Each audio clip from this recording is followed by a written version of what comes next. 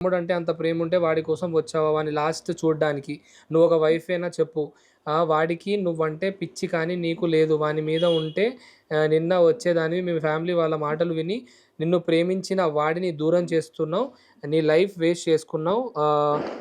అదే లాస్ట్‌కి చచ్చిపోయాడు. మాకు లైఫ్ లాంగ్ ప్రతి ఇయర్ గుర్తు వచ్చేలా కాల్ చేసిండు. ఇప్పుడు నువ్వు హ్యాపీనా? మీ అమ్మ వాళ్ళు మాటలు విని నీ బ్రతుకుని నీ భర్తను దూరం చేసుకున్నావు. వాళ్ళతోనే హ్యాపీగా ఉండు. నా తమ్ముడిని మా తమ్ముడినైతే చంపేసావు. కేవలం మీ అమ్మ వాళ్ళు చెప్పిన మాటల వల్లనే మా తమ్ముడిని దూరం చేసుకున్నావు. ఈ వీడియో చూసాక ఈ వీడియోలో కూడా నీ మంచి గురించి కోరుకున్నాడు. అది వాడి క్యారెక్టర్.